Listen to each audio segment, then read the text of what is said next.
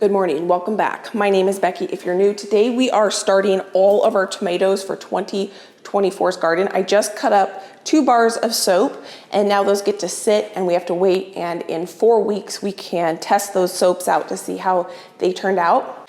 I did take you along for that journey, but we've got to wait to see how they turned out. I collected the eggs this morning. My chickens are laying prolifically again, so that's pretty exciting. I got these washed up, so I'm gonna get these in our container, and it looks like I got 14 of them. I actually got 15, but I broke one this morning, and so we're gonna use that for tonight's dinner. We are going to make dinner tonight. I've got the maple chipotle pulled pork in, beef in the crock pot. I put that in there early this morning because that's gonna take a good 8 hours to cook.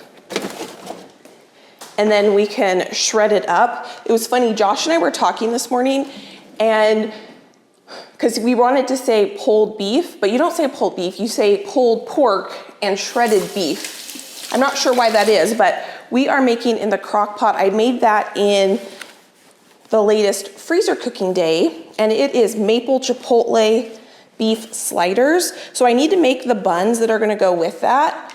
And because those are a yeast bun and they need to rise, I figured what I could do is, I'm just gonna put this over here. This is the cutting board I cut the soap on, so there's just a little bit of soap on my island. But we could get our buns rising. We could go out to the grow room and get the tomatoes started, and then we can pop those buns in the oven, and those can be cooking for us while we are getting this year's garden tomatoes planted. I still have to figure out what exactly I'm planting, what tomato varieties I'm planting in 2024's garden. That soap smells so good. This is the first time I'm making soap in years, and I think it turned out really well.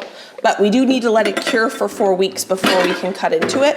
So I'm gonna make my 1-hour dinner roll recipe, and we're gonna turn those into hamburger buns. For the buns, I melted some butter. I will link this recipe down below.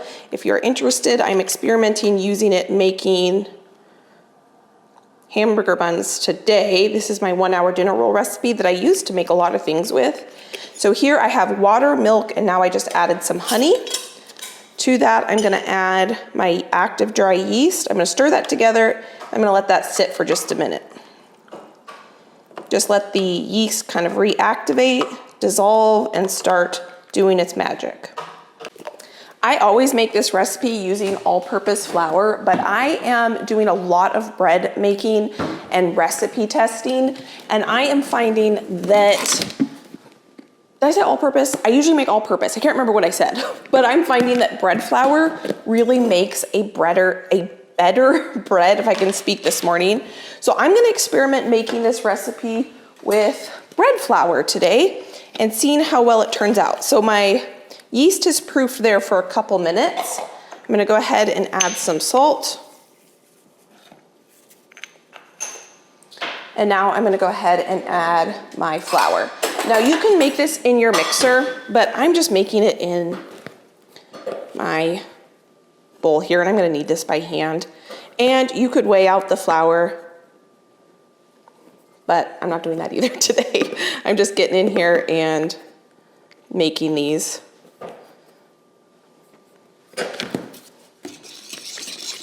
So now I'm gonna mix this using my dough whisk, and then I'll get in there with my hands. Oop. Can't see it, but I'm making a mess. That's why I wear aprons all the time. Probably would have been actually a little bit of a less mess if I did it in my food, or not food processor, my KitchenAid.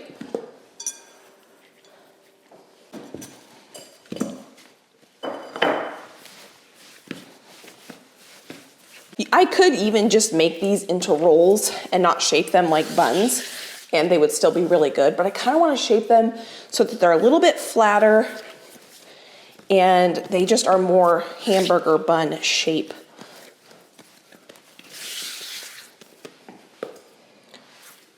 This dough feels absolutely perfect. I got a nice little arm workout. So now what I'm gonna do is just let this dough rise in the same bowl I made it in. I'm gonna get a little bit of avocado spray on there just so it doesn't dry out. I'm gonna get this covered with a towel.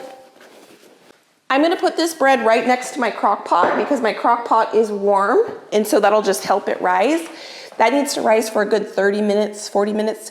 It's kind of cold in my house, so it'll help it rise a little bit quicker next to that crock pot. It's probably gonna take me that amount of time to even just decide what tomato varieties I wanna start, because I have way more tomato variety seeds, that I am gonna be starting this year. And I'm trying to pare back and plant the varieties that, one, I know we love, two, are very productive, and three, are just really fun to grow. So I've got 2 containers full of tomato seeds here. And one thing that I want to focus on growing are really big heirloom variety of tomatoes that are very dense, that don't have very much water. And I want to grow a lot of paste tomatoes because that's what I am only going to be making my sauce out of this year. So the heirloom variety of tomatoes are going to be for fresh eating. The paste tomatoes are going to be for sauce making. So I need to grow a lot more paste variety of tomatoes, and I need to grow a lot less of the other varieties of tomatoes. I've already decided that I'm not going to be growing any just round red tomatoes because those have a lot of water in them.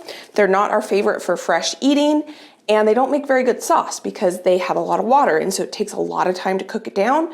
And so I'm going to be pretty intentional about the varieties I'm going to be making this year. Now you might notice I went ahead and put my sweet potatoes on my heat mat because I figured the heat would help them sprout a little bit faster because they were taking forever. This one's actually starting to sprout, so I need to get that under the grow lights once that actually starts to sprout a little bit more. But I figured the heat, because sweet potatoes are heat loving, they would be happier on the heat mat. And you'll notice there's hardly anything on this heat mat because a lot of the things we started last week have sprouted. And so this morning I went ahead and got them underneath the grow lights.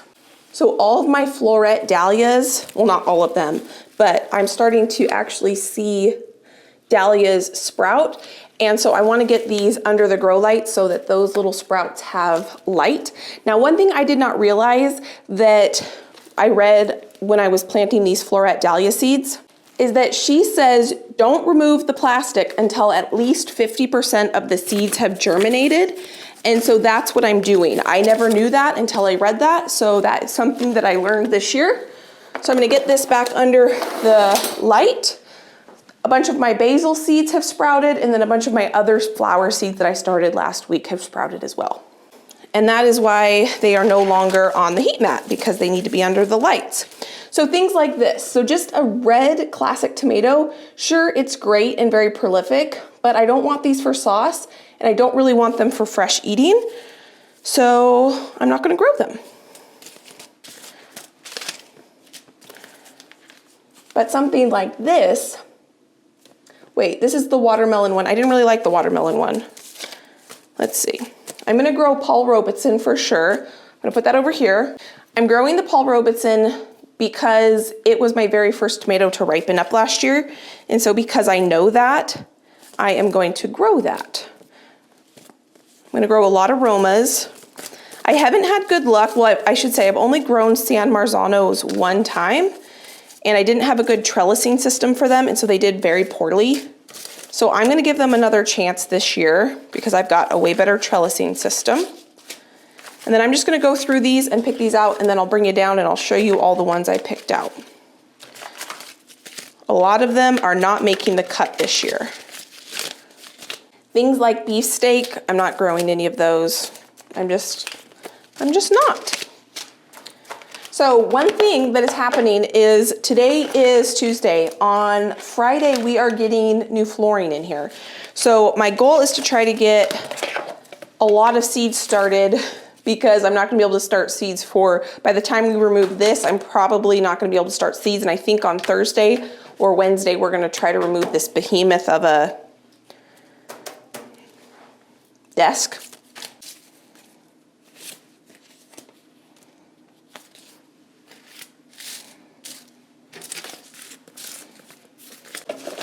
Okay, I've got my tomato varieties picked out. This might seem like a lot of tomatoes, but trust me, this is extremely pared back. And I am these are the same basically. A bunch of these are the same, but I'm very intentional about why I chose each one I chose. And all of these are going back over here. Oh, right in here. And I'm not gonna be growing those. So it would be kind of fun to go to a seed exchange. I've never done one of those before, and I think that that would be really, really fun to do something like that.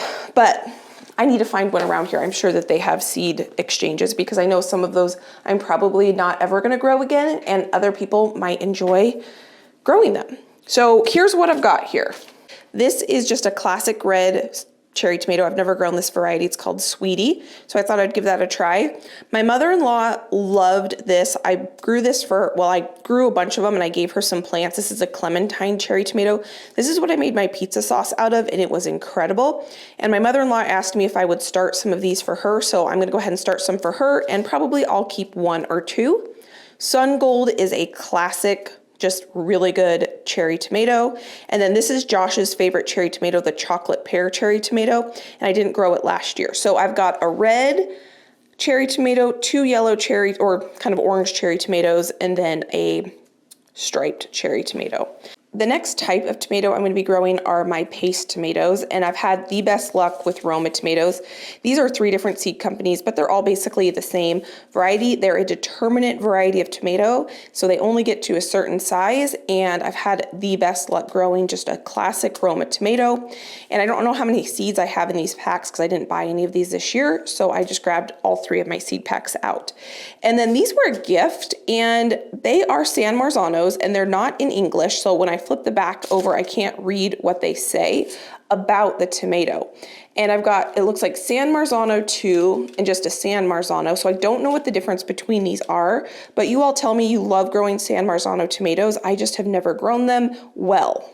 Unlike the Roma tomato, the San Marzano paste tomato is a vining tomato. It's an indeterminate plant, so it'll just keep growing and growing and growing until the season is over. Either the plant gets disease or frost. So all the tomatoes that I'm growing are indeterminate varieties except for the Romas. They are a bush variety. And the rest of them are an indeterminate, so they need to go on a long, tall trellis because they're gonna grow really tall. And that's why I want to give the San Marzanos a try again, because I've got a good trellising system. The first year I had my garden was the first year and the only year I ever grow San Marzanos. We built our garden. I couldn't afford to go buy a bunch of trellises because it was in 2020 and I had lost my job. And so I just used a T-post and was tying it with string. And the plant got really diseased because it was overgrown. And anyway, so I'm willing to give it another try with the proper trellising. Now I'm not sure which one I'm gonna grow. Should I grow one of each, the San Marzano 2 and just the San Marzano? Maybe I should Google it and see if there's a difference between these two. And then these are gonna be my heirloom slicing tomato varieties. You will see that I've got a pattern here.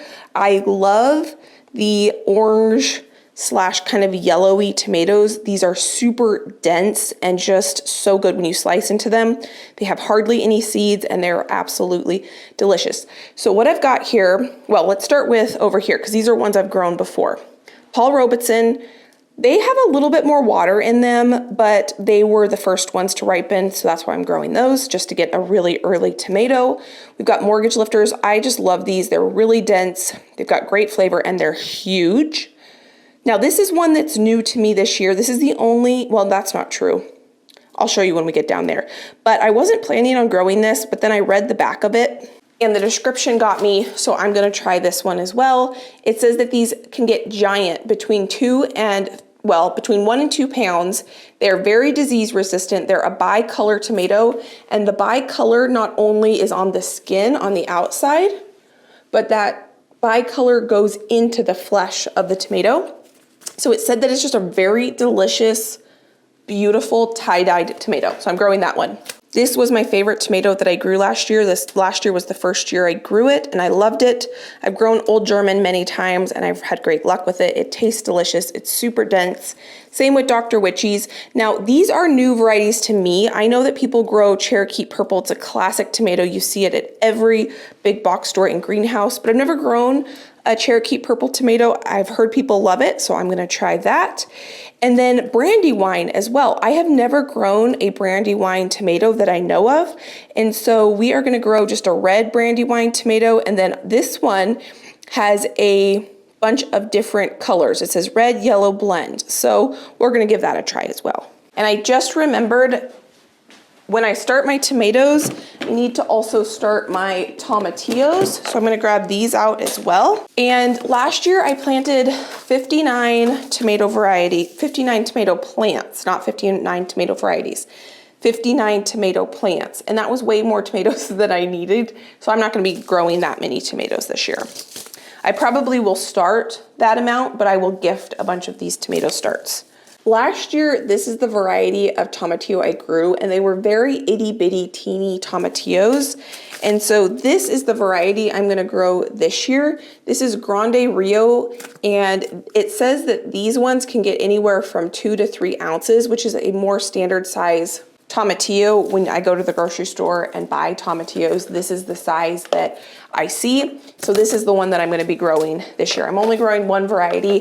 I love tomatillos to make green salsa, salsa verde, and it's one of Josh's favorite things that I make out of the garden, so I need to make sure that I have that in my garden this year. So now what I need are trays, and I'm running out of trays. I still have all of those flowers in the refrigerator that I need to start. And what else do I need to start from seed this year inside? I think I'm getting pretty close. We need to still start the zinnias and peanuts, but we're not gonna start those for probably 3 or 4 weeks. And then we need to start our squashes and things like that. So I'm trying to think, I've got 3 of these Bootstrap Farmer trays. All of my seed starting equipment and seed companies that I bought from are all linked down below. I have 1 more of my Epic Garden trays, and then I got these as a gift. So I'm gonna use these as well this year. They're just kind of a smaller, they're pretty sturdy. They're not as sturdy as my Bootstrap Farmer or my Epic Garden trays, but I'm gonna use these to make soil blocks. I think I'm gonna start all my flowers in these. I don't think I need to get any more trays this year, but I might. I don't know. We'll see how many I end up starting.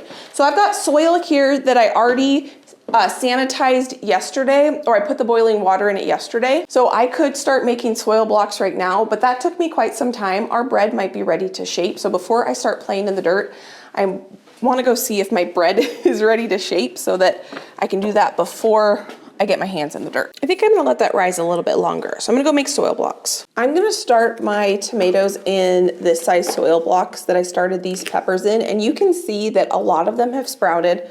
I'm still waiting on some of them.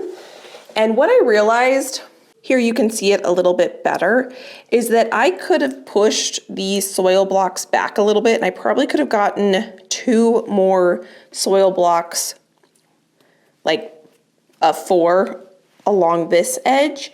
And so that's what I'm gonna do when it comes to my tomatoes. So I'll be able to get more blocks per tray.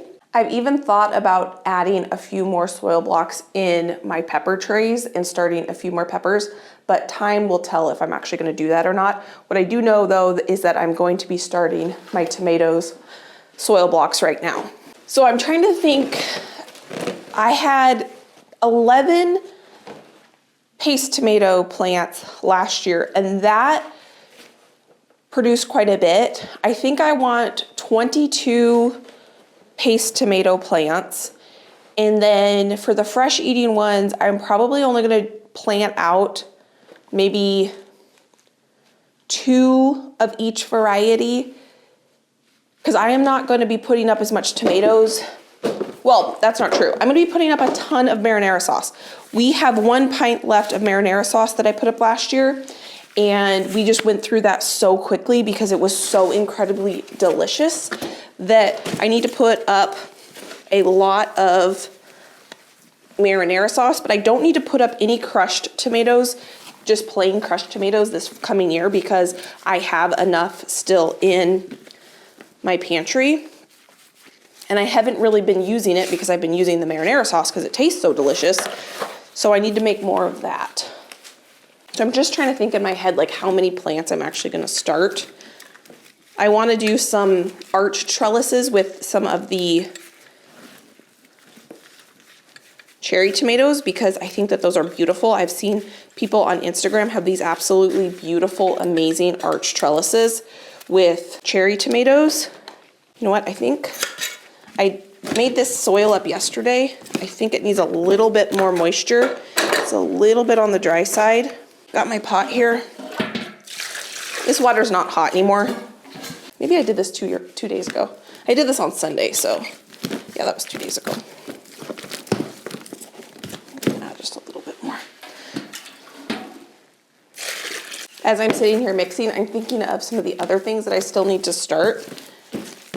And I think I'm gonna need more trays this year because I haven't even up potted anything, and I'm gonna need to do that at some point here coming up. My snapdragons are gonna need to go in bigger pots before I put them out in the ground. Yep, that's a much better soil block consistency.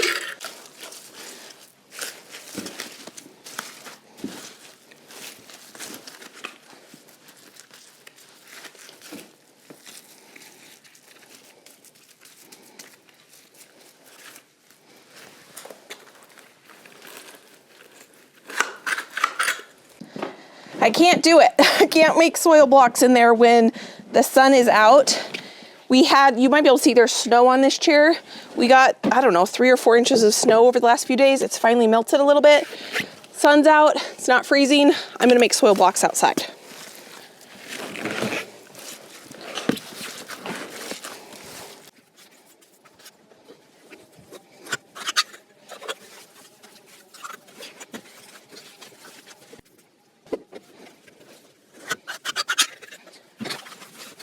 So I went ahead and I put these soil blocks much closer to the edge so that I can get 8 more blocks per tray by sticking the soil blocker this way and going vertical instead of horizontal.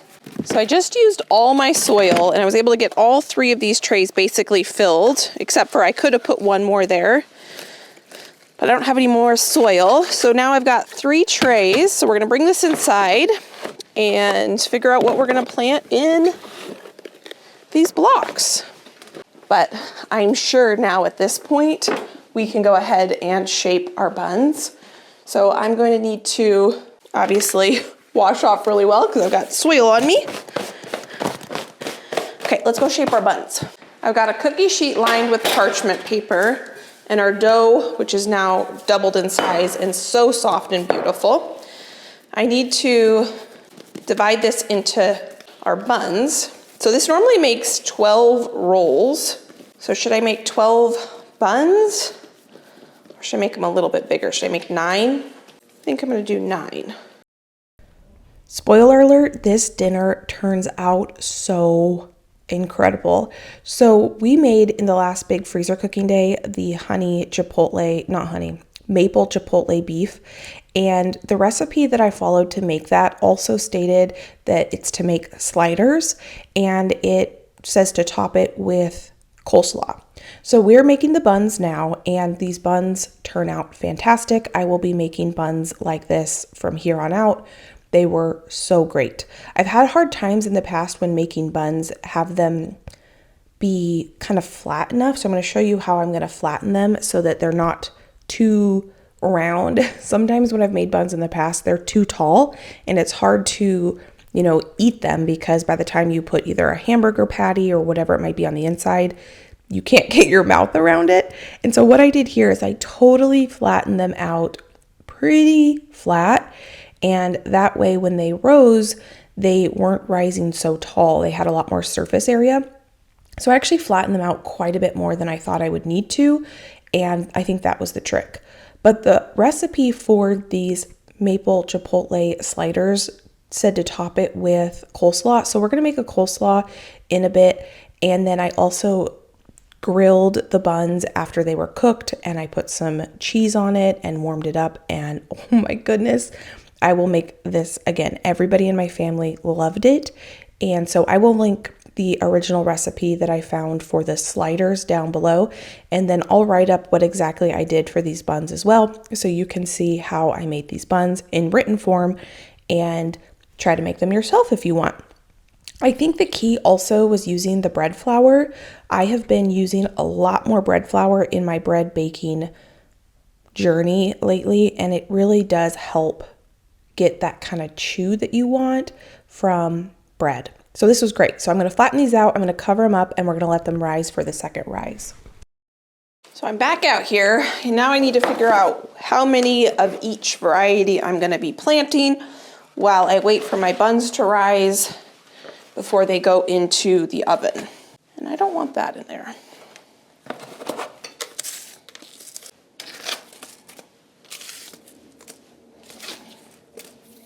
I can already tell you this is going to be hard for me to bear this back, because I find the need to want to plant like entire rows of each of these, which is going to get me at way too many tomatoes for this year. So I already think I planted too many tomatillos, because I got 2, 4, 6, 8, 10. No, 10 is probably good. I know I planted 2 seeds in most of those, so I'm going to get more than 10 plants, but 10 plants probably is what I want. How many varieties do I have? So I have 4 cherry tomatoes. I have 1, 2, 3, 4, 5, 6, 7, 8, 9 slicing tomatoes and 2 paste tomatoes. So 9. So if I did 2 plants of each of the slicing tomatoes, that's going to give me 18. Plus, I was thinking I was going to have 22 paste tomatoes. So 19 plus 22, that's 31 plants. And I did 59 last year. That's enough plants. 2 of each. So I know I want at least 20 Roma tomatoes, so I'm going to go ahead and plant those, because those take less for my brain to do the math and things on. I just know that if I start too many, then I'm going to want to plant all of them. I can already tell you that I have planted way more tomato seeds than plants I am going to be needing. I planted 2 seeds in a lot of them, because a lot of these seed packs are seed packs I've had for many, many years. Out of, I think, around 15-ish varieties of tomatoes that I'm starting on this day, I only got 3 or 4 new seed packs, and the rest of them are ones that I've had for a long time. Like the Roma tomato seeds, some of those packs I think I've had since my first year gardening.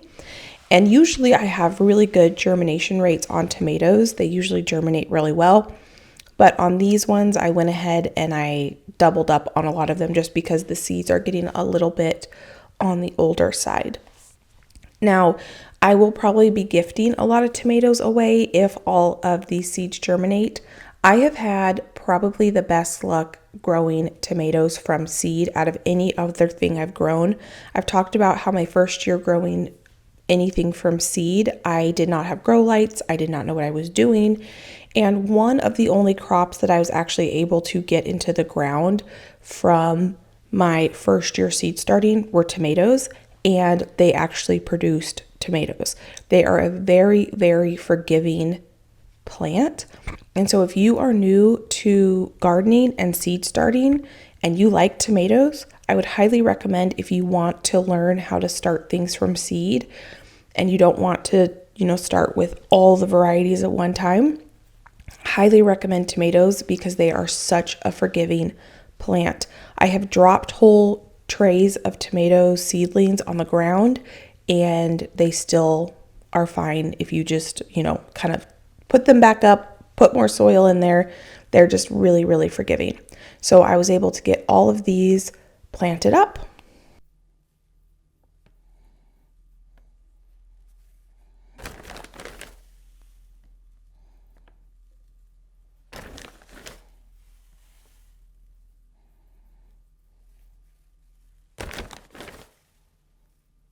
I'm almost done with this tray, and I just opened these seeds. The one cool thing about the botanical interest seeds is they all come in these little packets, so they're just more protected against moisture and things in the packet. But look how beautiful these seeds are. They're pink and white versus the rest of the tomato seeds that I've planted have all been just white.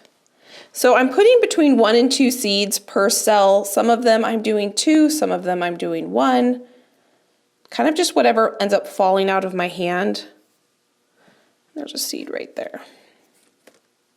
Put that in there. So that's kind of cool that these botanical interest seeds have these little packets, so it keeps them a little bit more protected. And then I can just fold that over and put that right back in here. And so I have one more row where I don't have anything in this tomato tray. So I think what I'm going to end up putting here is some of the cherry tomato varieties. I actually forgot that I was planting these cherry tomatoes, and that's why I should not have done so many of these ones. That's okay. I'm just going to have a lot of tomatoes to share with loved ones. So maybe we'll put the clementine ones here because these ones are going to be for my mother-in-law. And I have more seeds in there. They are kind of a little bit bigger than a cherry tomato. These are really small seeds.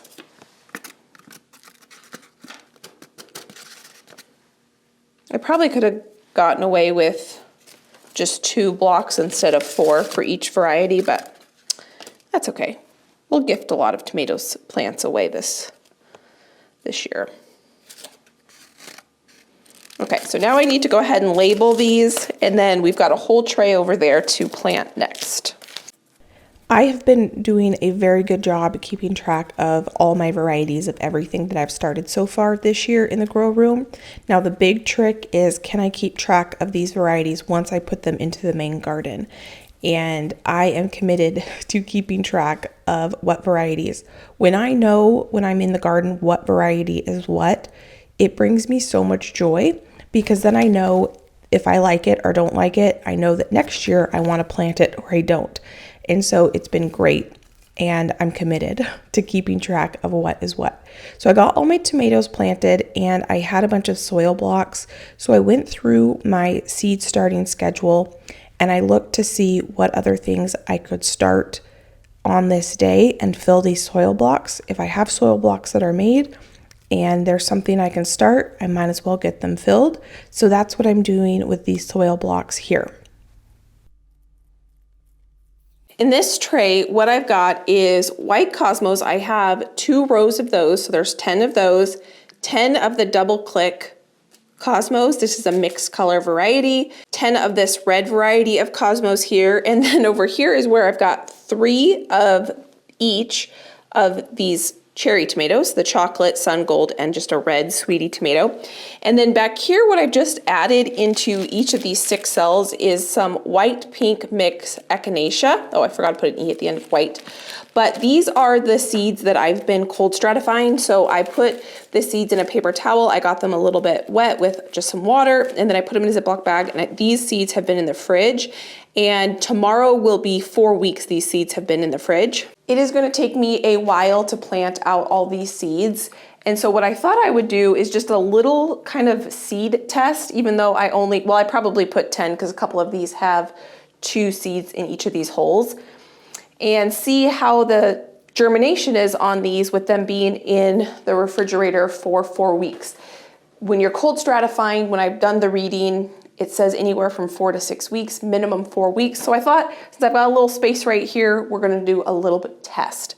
So we've got all of our tomatoes started, a bunch of cosmos, which I was not planning to do cosmos today. I just had extra soil blocks and I could plant those out. One of my seed packets says that you wanna plant cosmos out 6 to 8 weeks before your last frost date, that's what we're in. And then I was looking at one of the other packets and it says 4 to 6 weeks. So I'm not sure which is the best, a little bit later or a little bit earlier. And so I had already planted them and covered the seed with soil. And so they are planted, even though it might be a little early for the cosmos. I definitely want cosmos, and I have big plans for my cosmos. And so we'll just have to see if I just did that too early. If I did it too early, I can plant some more. They're a very fast growing flower, a very prolific and easy flower to grow. Last year was the first year I had cosmos in my garden, and I loved them. They're whimsical, they're beautiful, they're easy to grow, extremely prolific, and I made bouquets with them all year long.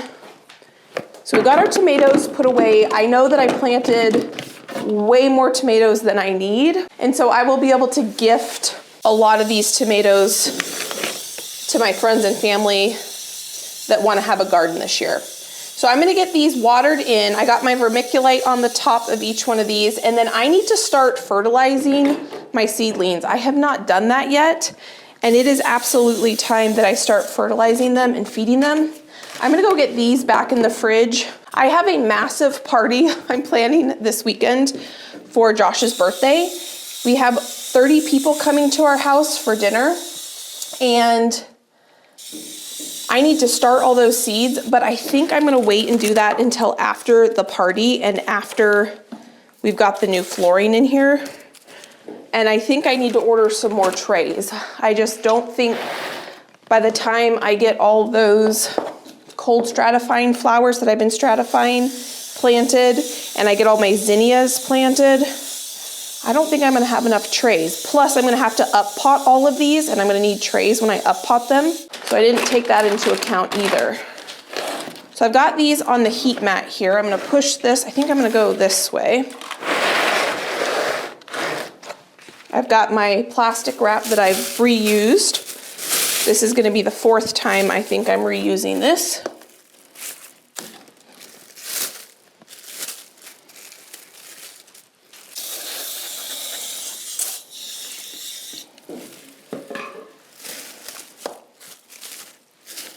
Okay, I think I need to go put my buns in the oven too and get an egg wash on them.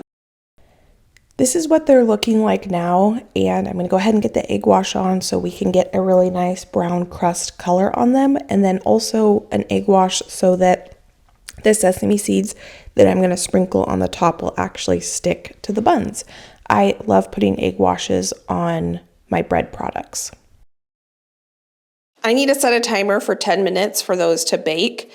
And while those are baking, we are going to fertilize our seedlings. So I do always keep a fan on in here. I have got one fan. I probably should get my second fan going soon because there's so many seedlings, but when we're out here together, I go ahead and I turn it off. So I have some of this Neptune's organic fertilizer. This is what I used last year. Nicole from Flower Hill Farm recommended this. So that's what I've been using. And I'm just gonna use, I need to, let's see, Jet. Do this over here. An old milk jug as my pot to pour this in. And this stuff stinks. It's kelp and fish. So just know you don't wanna get this on your hands, or if you do, wash them really well. This is what the snapdragons are looking like. These ones over here are the black prince, and the ones over here are the orange. They're called orange something. And I'm trying to bottom water, so I'm putting the fertilizer around the outside. These right here are the pansies and petunias. And you can see that I've got a little bit of mold and algae on the top, and that's because I've had a hard time, and I've had some of these pansies actually die. I'm having a hard time figuring out exactly how much to water these mini soil blocks. These are very new to me. This is the first time I'm using them this year. And I was overwatering them, and then I was underwatering them because they dry out really quickly. And so I'm just learning how much to put in each one of these. These are more of my snapdragons, and these are pretty dry. That might be way too much. That might not be enough. I'm not sure exactly. I've got a better grass because I did these last year, these bigger ones. I probably don't need to fertilize these ones yet, but I am. These are my peppers. I've got 3 flats worth of onions, shallots, and leeks. Oh my gosh, I'm just talking and not even paying attention. That's way more than I need in there. This is pretty concentrated still, so I think what I'm gonna do to dilute this a little bit more is I'm just gonna pour some of this in my onions, probably about, I don't know, half of that, and then I'll fill the rest with water.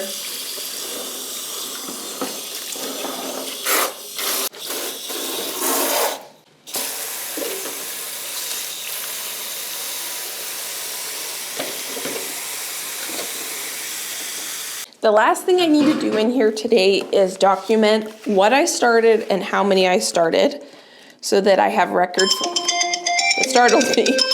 So that's the timer for our buns. So today is March 5th. So that's interesting. I'm looking at my record. The last time we were in here planting was on March 1st, and that's when we planted the dahlia seeds, and those have already germinated, and that has only been 4 days. They germinated yesterday, so that is pretty crazy. Okay, this is gonna take me a while, so I should go get those buns out of the oven. I think I'm gonna let them bake for about a minute or two longer. Buns are out of the oven. They're hot. I probably didn't need them to sit in there for a minute longer, but they did. I want those buns to be soft, so what I'm gonna do is take my towel. I'm just gonna cover that over the top, and we're gonna let those sit there, and that'll make for a nice soft bun. The steam kind of trapped in there helps that. I'm gonna make a quick coleslaw to go on top of our sliders. I just used one of those packages of slaw mix, so I didn't have to chop that myself, just to save myself a step. So I just added salt and pepper. I'm gonna make the easiest dressing, pretty traditional. Maybe about a tablespoon of apple cider vinegar, some mayonnaise, and a little pinch of sugar. Mix that together, and that's our slaw that we're gonna put on top of our sliders. I just popped that coleslaw in the fridge. I did give it a taste test, and it needed one more pinch of sugar. I like the creaminess and the vinegar and sugar to be real balanced. And so that's gonna get cold in the fridge and taste delicious on top of our maple chipotle sliders and our buns. Now it is only 2:44 right now. I'm done with dinner, which is fantastic. I need to go back out in the grow room and document all the things I started. I feel good about getting the fertilizing started. I'm gonna start doing that probably every other watering. I will go ahead and fertilize those seedlings, and then I need to up pot those snapdragons here pretty soon. But I don't think I'm gonna be able to get to that until after this huge party we're having and we get the new flooring in the grow room.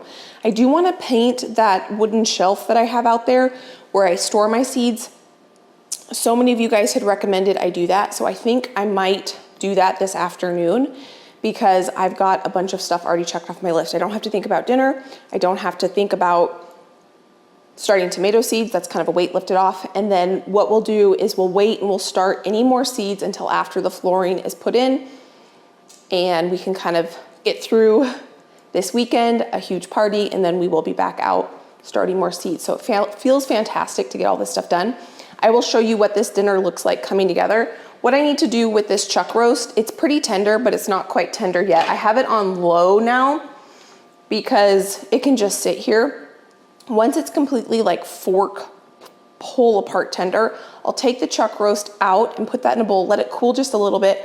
I will pick off the bones and any of the big pieces of fat, shred it, and then I will strain the juice that this made, and I will separate the fat part. I will go ahead and discard the fat, and then I'll put the juice back in here. And so that will be what we will put on our buns with our coleslaw on top, and that will be dinner. So I'll show you what that looks like all pulled together.